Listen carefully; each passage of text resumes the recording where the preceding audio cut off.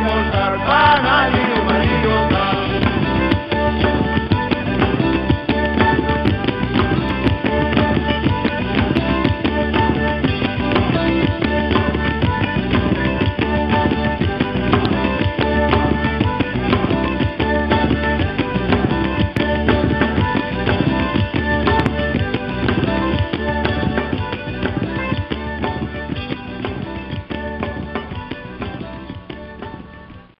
¿Qué tal, amigos? Estamos en vivo directo desde Caracas, Venezuela, conectados con La Habana, Cuba, para conversar con Carlos Manuel Álvarez, premio a la mejor nota migratoria César Vallejo 2011, que recientemente en veredicto oficial pues se dio el 14 de diciembre aquí en nuestra ciudad capital de Caracas, y que ahora estamos pues tratando de dialogar con los ganadores. Ya lo hemos hecho con dos de ellos, con Tomer Urwich de Uruguay, el segundo lugar de este concurso periodístico literario Notas Migratorias César Vallejo, y con Natalia Neco, tercer lugar, radicada en Colombia, en Santa Marta, y antes en Canadá. Ella también nos relató una nota migratoria que la llevó a ocupar el tercer lugar a nivel de este concurso periodístico literario. Pero tenemos al primer lugar, Carlos Manuel Álvarez, desde La Habana, Cuba. Vamos a preguntarle, para iniciar nuestra conversación, ¿dónde queda Santa Amalia? El lugar que en una parte inicial de la trama pues nos describe como protagonista a una mujer que es Sonia Mena, y ella radica actualmente en Santa Amalia, en La Habana. ¿En qué parte está ubicado esto? Para iniciar nuestra conversación, Carlos Manuel Álvarez desde La Habana, Cuba. Adelante. El barrio periférico de La Habana queda en el municipio de 10 de octubre. Un barrio, digamos que en la zona afuera de la ciudad, pero que sigue forma parte de La Habana, forma parte de la capital. Es un barrio bastante humilde y ella vive allí, trabaja a 2 cuadras de su casa en un policlínico, pero como narra la historia, o sea, es profesional, es ingeniera hidráulica, hoy trabaja en un policlínico, es una mujer ya muy avejentada, muy consumida también en algún sentido por el alcohol. Como dice el trabajo, es una mujer que toma asiduamente, tiene digamos que varios problemas sociales dentro de su vida, pero sí es real, la historia que se cuenta es real, la mujer existe, ese es su nombre. Hoy ha hecho varios oficios, como se cuenta ahí, fue conductora de una guagua, trabajó como técnica después dentro de una empresa de ingeniería, o sea, no ha podido más, no ha ejercido más, hoy tampoco está capacitada profesionalmente ya debido a sus problemas de salud, y es una especie de auxiliar de limpieza en un policlínico que queda cerca de su casa, a 2 cuadras, ahí mismo en Santa Amalia, como le decía, es un barrio del municipio 10 de octubre, y es un barrio aledaño en las zonas periféricas de La Habana, un barrio bastante humilde, un barrio bastante peculiar, pintoresco, con todas las características de lo que es Cuba, de lo que es La Habana, de lo que es este país. Coméntanos un poco sobre Carlos Manuel Álvarez.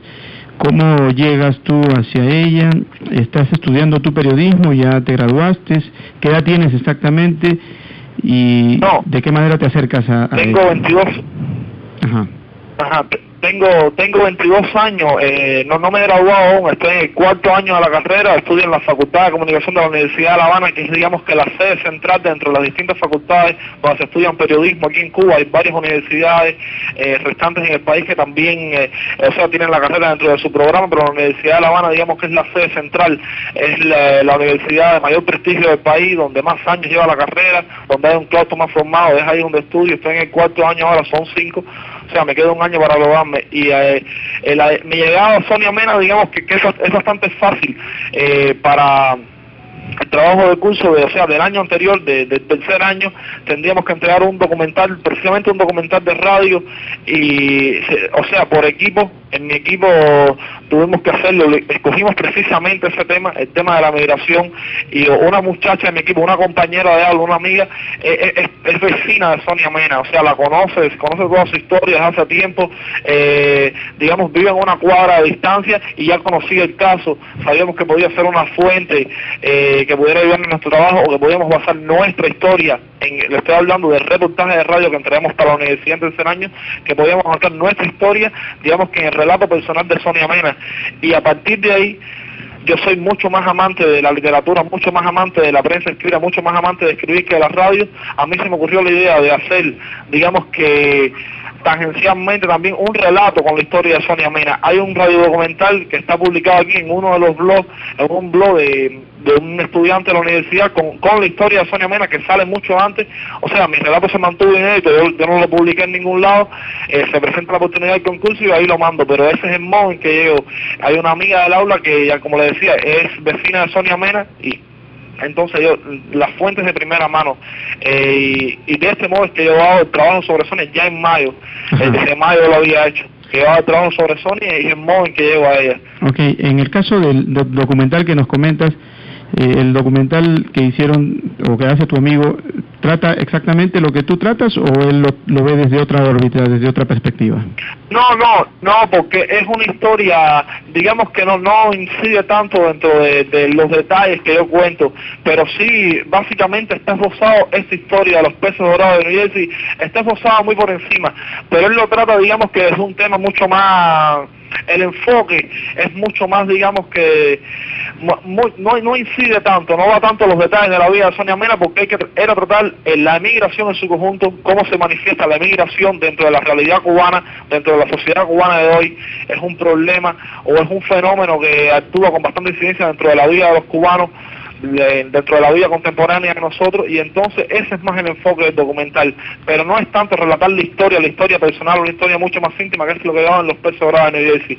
Es por eso precisamente que me decidí a escribir el trabajo, porque me doy cuenta de que había mucho material que no habíamos usado, que se había quedado fuera del radio documental, y de alguna manera no quería que quedara inédito, que quedara sin contar, y es por eso que decidí hacer la historia, es por eso que decidí relatarla. Okay. Sí, básicamente si miráramos la misma historia, pero no hay grandes diferencias entre el documental y lo que yo cuento, sí las hay. Ok, bien. Bueno, vamos a ver si también contamos con ese documental que tú nos hablas, nos lo envías para darle una revisión. Yo les podría mandar el enlace. Ajá. Sí, les podría mandar el enlace a la dirección de internet para que lo oyeran, para que lo bajaran, sí. Ok, bien. Eso lo podríamos hacer. Cuéntanos, ¿cómo llegas tú a enterarte del concurso periodístico literario Notas Migratorias César Vallejo 2011? ¿De qué manera te enteras? Por azar, básicamente por azar. Tengo un amigo que trabaja aquí en un centro de formación literaria de La Habana, sabe que yo acostumbro a escribir, sabe que me gusta el periodismo, sabe que hago o intento hacer algo parecido al periodismo literario, y me mandó la convocatoria del concurso. No sé cómo le habrá llegado, me la envía en mi correo, me dice que por qué no participo. Sabe que yo tenía una historia más o menos como la que se pedía, que se adecuaba bastante a las bases del concurso, y nada, es ese el modo en que llego, completamente azaroso, pero digamos que venía perfecto para la historia que yo tenía ya escrita, para una historia que se mantenía inédita, y es esa la manera. Pues me llega a través de un correo, y a través de eso llego al concurso. Ajá. A Notas Migratorias César Vallejo de este año. En el caso de los estudios que se imparten en la Universidad de La Habana sobre periodismo, ¿tú podrías decir que andan en qué nivel, debido a que siempre se tienen buenos resultados a nivel de las profesiones? Los profesionales cubanos son bien vistos en el exterior en especial. ¿Qué podrías decir tú al respecto? ¿Qué tal está la instrucción que recibes académica? Bueno, no tengo referentes para compararlo con otras universidades latinoamericanas. No tengo referentes para compararlo con otros contextos, pero en lo particular me parece que es, como toda la educación superior en Cuba, me parece que es bastante buena, me parece que es de un gran nivel, y me parece que si uno quiere puede adquirir ahí las herramientas para lo que pretenda, o para la faceta del periodismo que pretenda dedicarse posteriormente que se gradúe. Me parece, la Universidad de La Habana es una universidad de gran tradición, con gran prestigio, y la carrera de periodismo no está exenta. Y a mí me parece, aunque ya le digo, me faltan referentes, no sabría compararle con las universidades latinoamericanas, con el periodismo contemporáneo en otros contextos, no sabría decirle, pero sí me parece a primera vista que hay herramientas suficientes como para graduarse con un periodista y tener las competencias profesionales para poder, digamos, que desarrollarlo en cualquier contexto latinoamericano o internacional. Okay. Sí, lo creo. Haces una advertencia inicial que dices que yo haré que la política no aparezca. ¿Te costó hacer eso? Sí, cuesta. Me cuesta porque tengo que limar, digamos, algunas perezas en las declaraciones de Sonia Mena. Hay que limar y entonces por supuesto ahí se cuelan criterios políticos, criterios de otra índole que no nos interesaba juzgar ni un extremo ni el otro, nos interesaba más contar la historia y que de la historia misma se puedan sacar las interpretaciones, se puedan sacar las conclusiones, porque digamos que esos trabajos viciados con opiniones, viciados con criterios más allá de la historia en sí, no lo queríamos hacer porque de algún modo está gastado dentro del contexto nacional, dentro de la literatura contemporánea cubana, incluso dentro del mismo periodismo que se puede hacer en blog, que se puede hacer en muchas páginas que tratan sobre Cuba. Es bastante recurrente esa visión, una visión netamente política de las cosas. De todas maneras, cuando uno lee el relato se da cuenta que detrás hay un gran sustrato político, que detrás, digamos, que navegan grandes circunstancias políticas que están incidiendo sobre la vida de esta persona, pero preferimos contarlo de ese modo más tangencial y que no se convierta en un texto de denuncia que pueda, digamos, que lindar con el panfleto o con otro tipo de documentos que no nos interesaba. Nos interesaba tanto en el documental como a mí en el texto nos interesaba más contar la historia, poner los hechos sobre la mesa, interpretar, digamos, que de manera más periodística, y a partir de ahí, pues, que el lector o que el radio oyente o que sencillamente la persona que va a recibir el mensaje pueda, digamos, que tomar sus conclusiones, sacar sus ideas, pero sin incidir, digamos, que de manera tan evidente sobre el resultado de ese criterio que se puede llevar el espectador. Volviendo a los detalles, ¿es clásico un trago de ron para matar las penas en La Habana? ¿Es clásico eso, ver gente que esté con su roncito ahí matando penas o no? No, me imagino que sea clásico como es en el resto de los países, ni mejor ni peor, o como sea en el resto de Latinoamérica, o como en el resto del tercer mundo. Sí, los hay quien mata sus penas con el ron, digamos que también es un cliché dentro del imaginario nacional, pero sí, hay muchos bares en La Habana donde melancólicamente, románticamente, van a matar su ron y a escuchar boleros, van a matar sus penas y a escuchar boleros los distintos cubanos y a beber su ron. Sí, digamos que hay todo un gran imaginario cultural alrededor de ese acto de ir a tomar ron o de matar las penas con el ron. Digamos que son frases de muchos boleros en Cuba, lindan sobre una imagen de ese tipo. Pero no me parece que más allá sea distinto al resto de los países. Somos extrañamente parecidos a los demás, no nos diferencian muchas cosas. Y en el caso de las mujeres, por ejemplo, aquí en Caracas se suele ver a las mujeres solas en los bares, sin acompañante, pide sus tragos y ella sola, totalmente sola, ingresa y sale del bar.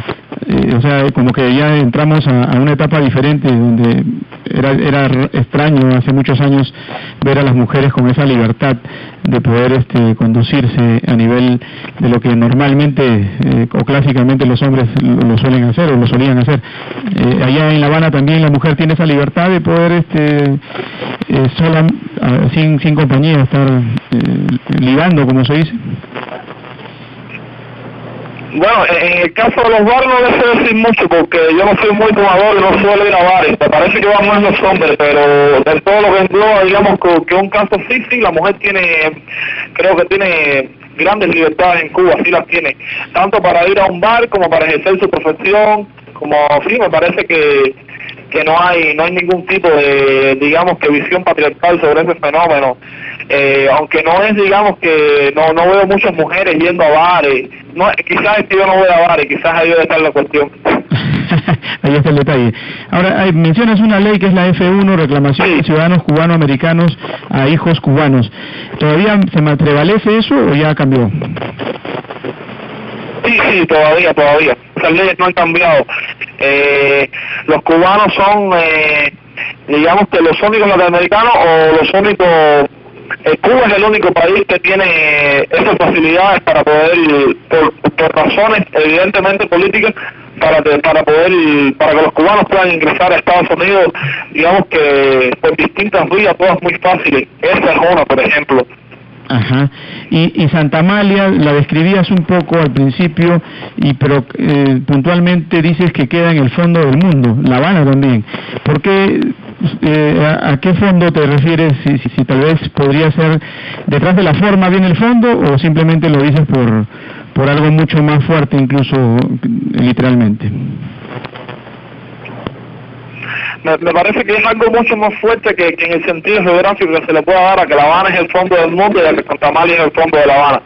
Me parece que hay, digamos que un sentido metafórico detrás de esa idea, detrás de esa frase, aunque bien mirado yo creo que sí, que La Habana o pudiera estar como ciudad del tercer mundo en el fondo de lo que es este planeta, y que Santa Amalia, digamos que mucho más en el fondo ahí, por ser, digamos que el fondo de La Habana, digamos que por un barrio periférico dentro de esta ciudad, no es de las grandes zonas, de la zona, digamos que más populosa, de la zona más visitada, de las zonas más ilustres de La Habana, no lo veis.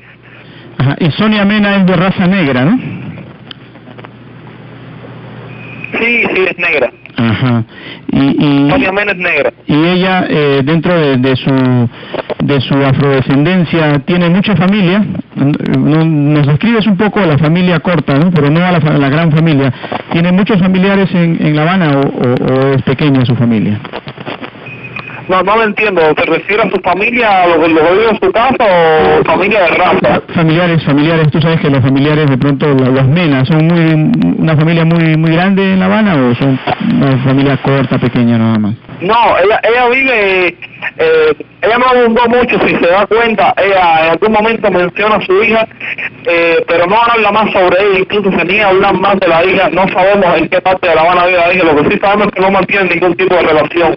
Ella vive con su esposo, como dice, un nuevo esposo que ella tiene de hace unos años, y vive con el hijo del esposo, que ha venido a ser como una especie de salvavidas para Sonia Mena. Ella se ha dedicado completamente a la educación de este muchacho, o por lo menos mostró una gran devoción y un gran fervor hacia lo que pueda significar, digamos que ve ahí como una especie de continuación del hijo que se le muere, pero su familia es bien reducidísima, ya le digo, vive con el esposo y vive con el hijo del esposo, no vive con nadie más.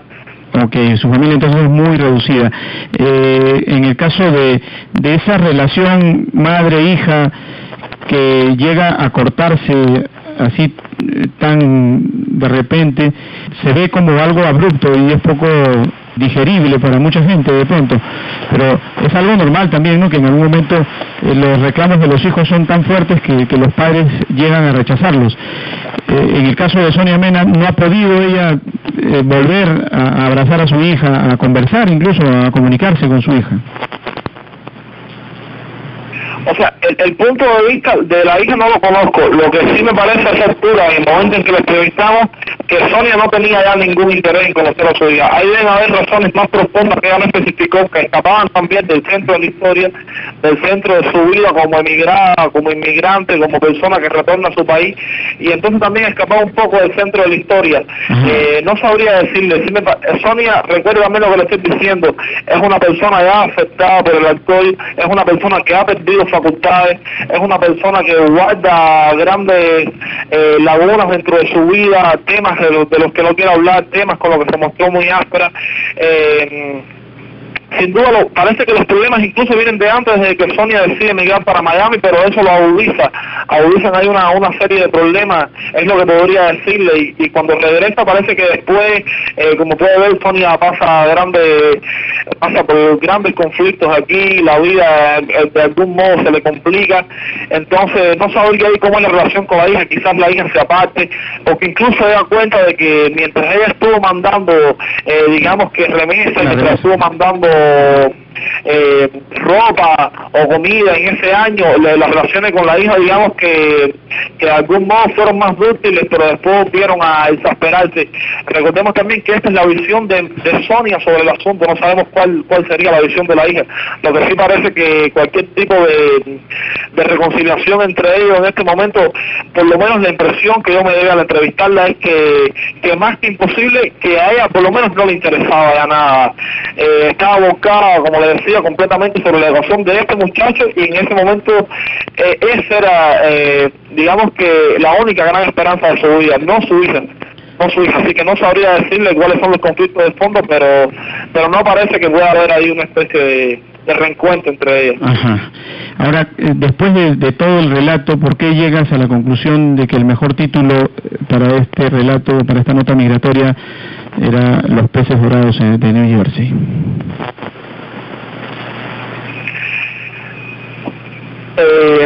Porque es el título menos político, el título menos triste, el título menos largo que le podía dar, y como se dice en el inicio del relato, es un texto que trata de huir, al menos de manera directa, de la política, que trata de huir de la tristeza y que trata de huir de algo que se pueda convertir de Dios.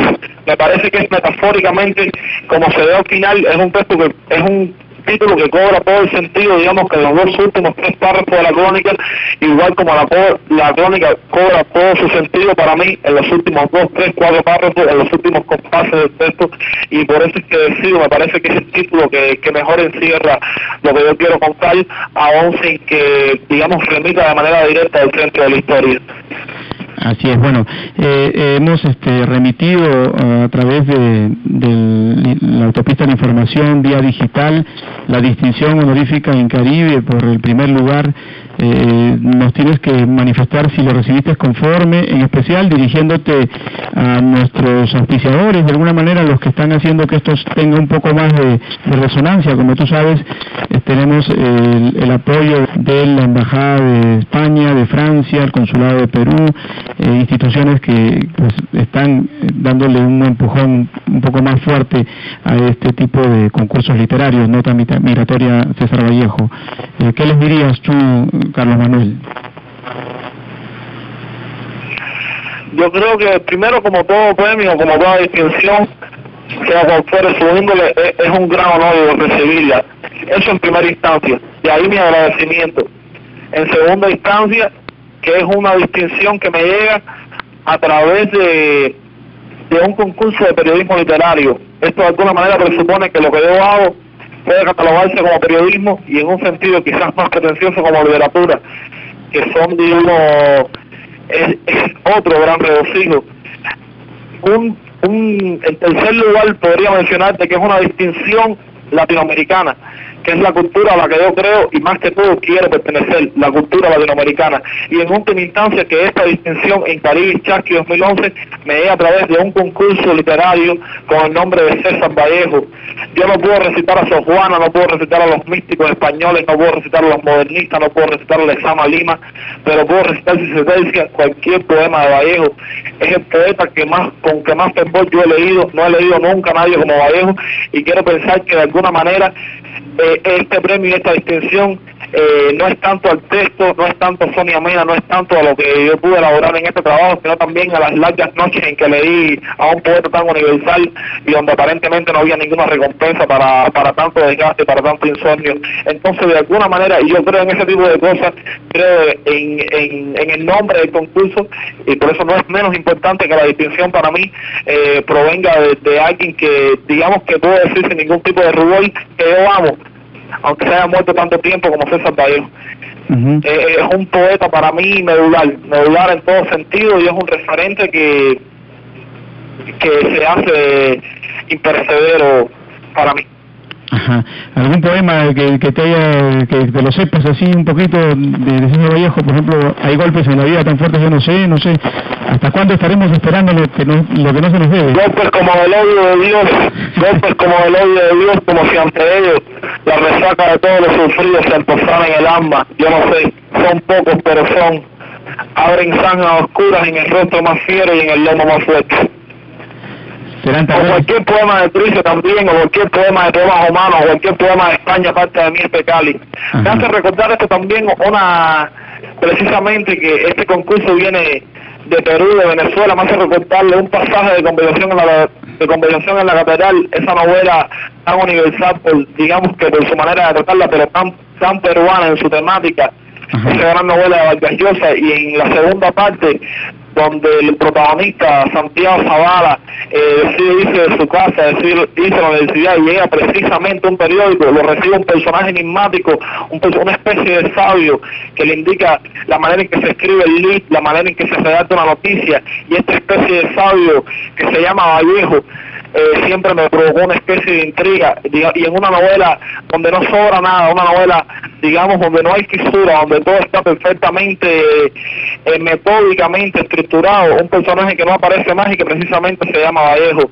También recordaba esto, cuando me llegue el premio, yo soy dado, digamos, que a ese tipo de lucubraciones, algo tontas, pero que en algún sentido pueden tener más de un valor, por lo menos para mí lo tienen.